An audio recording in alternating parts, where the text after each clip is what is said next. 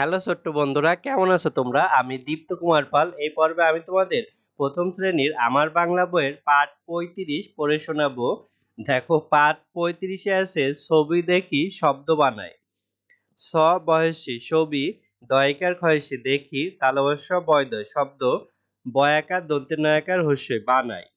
তো এখানে আমরা একটি বই দেখতে পারছি, ছড়ার বই। তো এটি বই শব্দ হবে। এখানে আমরা বক দেখতে পারছি, তাহলে বক, ব ক বক।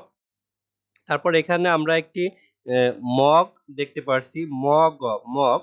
তারপর এখানে একটি বল দেখতে পারছি, বল বল। তারপর এখানে মই দেখতে পারছি, ম হস্যই মই। যেমন এখানে ব এর পরে যদি ল হয় তাহলে কি হবে? বল, ব ল বল। তারপরে এর পর যদি হস্যই হয়, দেখো ব হস্যই বই।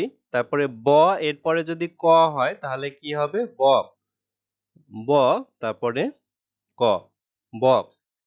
একইভাবে দেখো এখানে ম আছে, ম এর পরে যদি হস্যই হয় তাহলে মই হয়, ম হস্যই মই। তারপর দেখো এখানে ম এর পরে গ আছে, ম এর পরে যদি গ হয় তাহলে মগ হয়, ম গ মগ। তো এভাবে তোমরা ছবি দেখে শব্দ বলবে এবং এভাবে শব্দগুলো লিখবে। দেখো, প্রথম বর্ণটি একই এবং পরের বর্ণগুলো আলাদা নিয়ে আমরা কিন্তু আলাদা আলাদা শব্দ লিখতে পেরেছি। বল বল, ব হস্যই বই, ব ক বক, ম হস্যই মই, ম গ মগ। তো বন্ধুরা, আজ আমাদের ভিডিও এ পর্যন্তই। এর পরের ভিডিওতে আমরা পরবর্তী পাঠ আলোচনা করব। আশা করি ভিডিওটি তোমাদের ভালো লেগেছে। ভিডিওটি ভালো লাগলে আমাদের চ্যানেলটি সাবস্ক্রাইব এবং বেল বাটনে চাপ দিয়ে রাখতে পারো। ধন্যবাদ তোমাদের।